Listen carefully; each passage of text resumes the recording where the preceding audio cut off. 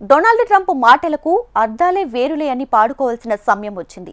మిత్ర దేశాలతో ద్వంద్వ వైఖరిని అవలంబిస్తూ సంబంధాలను చెడగొట్టుకుంటున్నారు. తాజాగా భారత్తో సంబంధాలు మళ్లీ పునరుద్ధరించుకుంటారని ఆసక్తి చూపించారు ట్రంప్. అయితే మోదీతో చర్చల కోసం ఎదురు చూస్తున్నారని ప్రకటించారు. మరోవైపు రష్యాతో చమురు కొనుగోలు చేస్తున్నందుకు గాను భారత్, చైనాల మీద సుంకాలను 100% పెంచాలంటూ యూరోప్ యూనియన్ దేశాల ఒత్తిడి తెస్తున్నారు. ఖతార్ విషయంలో కూడా ట్రంప్ ఇదే విధంగా వ్యవహరించారు. అయితే ఇజ్రాయెల్ దాడిపై సమాచారం ఉన్నా ముందుగా తెలియదని బుకాయించారు ట్రంప్. అమెరికా అధ్యక్షుడు డొనాల్డ్ ట్రంప్ ని అర్థం చేసుకోవడం కష్టమే. ఆయన ఎప్పుడేం మాట్లాడతారో, ఎప్పుడేం నిర్ణయం తీసుకుంటారో, ఎప్పుడు తన మాటలు, నిర్ణయాలు మార్చుకుంటారో అర్థం కాని పరిస్థితి ఏర్పడింది. రష్యా నుంచి చమురు కొనుగోలు చేస్తున్నందుకు భారత్పై అమెరికా అదనపు సుంకాలు విధించిన తరిమిల ఇరు దేశాల సంబంధాలు బీటలు వారటం తెలిసిందే. అయితే ఆయన స్వరం రోజురోజుకు మారుతోంది. తాజాగా తన సోషల్ మీడియా ట్రూత్ వేదికగా మరోసారి కీలక వ్యాఖ్యలు చేశారు. ఇరు దేశాల మధ్య వాణిజ్య అడ్డంకులను పరిష్కరించుకునేందుకు అమెరికా, భారత్లు తిరిగి చర్చలు ప్రారంభిస్తాయన్నారు. తన పరిపాలనా విభాగం ఈ దిశగా చర్చలు కొనసాగిస్తోందని పేర్కొన్నారు ట్రంప్. తన సోషల్ మీడియా ప్లాట్ఫామ్ ట్రూత్ సోషల్లో ట్రంప్ ఒక పోస్టులో భారత్, యునైటెడ్ స్టేట్స్ ఆఫ్ అమెరికాలు వాణిజ్య అడ్డంకులను తొలగించుకునేందుకు చర్చలు కొనసాగిస్తున్నాయని ప్రకటించడానికి నేను సంతోషిస్తున్నాను. రాబోయే రోజుల్లో నా స్నేహితుడు ప్రధాని మోడీతో మాట్లాడేందుకు నేను ఎదురు చూస్తున్నాను. ఇరు దేశాల మధ్య జరిగే వాణిజ్య చర్చలకు విజయవంతమైన ముగింపు వచ్చేందుకు ఎటువంటి ఇబ్బంది ఉండదని ఖచ్చితంగా అనుకుంటున్నాను అని పేర్కొన్నారు. రష్యా చమురు కొనుగోళ్లపై అదనంగా 25% జరిమానాతో పాటు భారతీయ వస్తువులపై అమెరికా 50% సుంకాన్ని విధించిన కొన్ని వారాల తరిమిల ట్రంప్ నుంచి తాజాగా ఈ ప్రకటన రావడం గమనార్హం. 2 రోజులకు ముందు వైట్ హౌస్లో ఒక ప్రకటన చేస్తూ భారత్, అమెరికా సంబంధాలను చాలా ప్రత్యేకమైనవిగా పేర్కొన్నారు. తాను, ప్రధాని మోడీ ఎప్పటికీ స్నేహితులుగా ఉంటామని ధృవీకరించారు. ప్రస్తుత సమయంలో భారతదేశంతో సంబంధాలను పునరుద్ధరించడానికి మీరు సిద్ధంగా ఉన్నారా అని ఏఎన్ఐ అడిగినప్పుడు అమెరికా అధ్యక్షుడు ట్రంప్, నేను ఎల్లప్పుడూ సిద్ధంగా ఉంటాను. నేను మోడీకి ఎప్పటికీ స్నేహితున్నే. ఆయన గొప్ప ప్రధానమంత్రి. అయితే ఈ నిర్దిష్ట సమయంలో ఆయన చేస్తున్నది నాకు నచ్చటం లేదు. కానీ భారత్, అమెరికా మధ్య చాలా ప్రత్యేకమైన సంబంధం ఉందన్నారు. రష్యా నుంచి అధిక స్థాయిలో భారత్ చమురును దిగుమతి చేసుకుని విదేశాలకు అమ్ముతూ ఇటీవలి వరకు ట్రంప్ ఆగ్రహం వ్యక్తం చేసిన సంగతి తెలిసిందే. షాంఘై సహకార సంస్థ శిఖరాగ్ర సదస్సుకు ఇటీవల హాజరైన ప్రధాని మోడీ అక్కడ చైనా అధ్యక్షుడు జిన్పింగ్, రష్యా అధ్యక్షుడు పుతిన్తో ద్వైపాక్షిక భేటీలు నిర్వహించారు. ఈ భేటీ అనంతరం చైనా చీకటి వలయంలో భారత్ చిక్కుకున్నట్లు ట్రంప్ విమర్శలు గుప్పించారు. కాగా డొనాల్డ్ ట్రంప్ భారత్తో సంబంధాలను పునరుద్ధరించుకునేందుకు పైకి ఆసక్తి చూపిస్తున్నట్టు కనిపిస్తున్నా తెర వెనుక తన ద్వంద్వ వైఖరిని అవలంబిస్తున్నారు. ఒకవైపు ప్రధాని మోడీ తనకు మిత్రుడు, అమెరికా, భారత్ల మధ్య వాణిజ్య అడ్డంకులను పరిష్కరించడానికి చర్చలు కొనసాగిస్తున్నట్టు తెలిపారు. ఉక్రెయిన్ యుద్ధం ముగించే అంశంపై అమెరికా అధ్యక్షుడు డొనాల్డ్ ట్రంప్ విశ్వ ప్రయత్నాలు చేస్తున్నారు.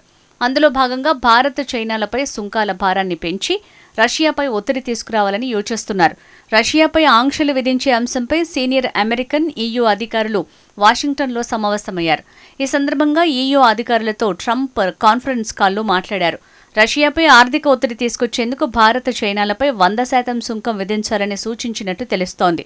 చమురు కొనుగోలు చేయటం ఆపేస్తామనే వరకు ఈ టారిఫ్లను కొనసాగించాలన్నారు. మేము ఇలా చేసేందుకు సిద్ధంగా ఉన్నాం, కానీ యూరోపియన్ భాగస్వాములతో కలిసి ముందుకు వస్తేనే దీన్ని అమలు చేద్దాం అని UN అధికారి ఒకరు తెలిపారు. అమెరికా సూచనలు అమలు చేసేందుకు తాము సిద్ధంగా ఉన్నామని ఈ సందర్భంగా EU అధికారులు పేర్కొన్నట్లు సమాచారం. ఇదిలా ఉండగా ఉక్రెయిన్లో త్వరగా శాంతి నెలకొల్పాలని EU కూడా భావిస్తోంది. ఈ క్రమంలో రష్యాపై ఒత్తిడి తెస్తేనే ఇది సాధ్యమవుతుందని ట్రంప్ పేర్కొన్నారు.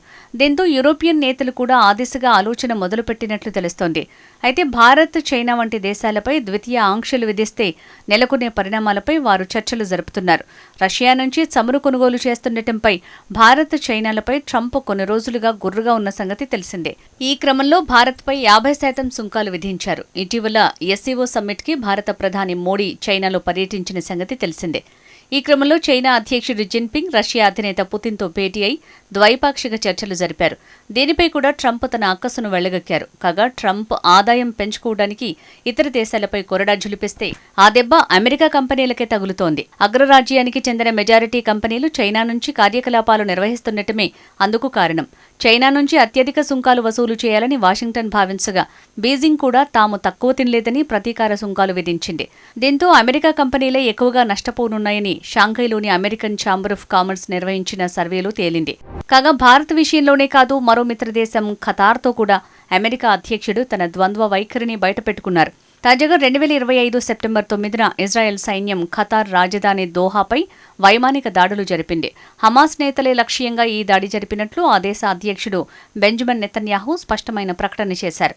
అదే సమయంలో అమెరికా అధ్యక్షుడు డొనాల్డ్ ట్రంప్ ఇది అనుకోకుండా జరిగిన దురదృష్టకరమైన ఘటన అని అభివర్ణించారు. ఈ క్రమంలోనే ఆ రెండు దేశాల డబుల్ గేమ్ బయటపడింది. గాజా కాల్పుల విరమణ ఒప్పందం ప్రతిపాదనలో భాగంగా ట్రంప్ హమాస్కు చివరి హెచ్చరికలు జారీ చేశారు. దీంతో హమాస్ అగ్రనేతలు హుటాహుటిన దోహాలో భేటీ అయ్యారు. సరిగ్గా ఆ సమయంలోనే దాడి జరిగింది. ఫలితంగా హమాస్ కీలక నేత ఖలీల్ అల్ హయ్యా కుమారుడితో సహా 6 మృతి చెందారు.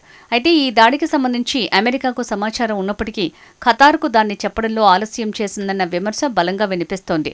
ఇప్పుడు ఈ దాడి నేపథ్యంలో అరబ్ దేశాలు ఏకతాటిపైకి వచ్చాయి. ఖతార్పై జరిగిన దాడుల్ని ముక్త కంఠంతో ఖండించాయి. ఇది అమెరికాకు ఒక రకంగా మింగుడుపడని విషయమే. మరోవైపు ఖతార్లో గాజా చర్చల కోసం హమాస్ నేతలు భేటీ అయినప్పుడే ఈ దాడి జరిగింది. దీంతో శాంతి చర్చలు నిలిచిపోయే అవకాశం కనిపిస్తోంది.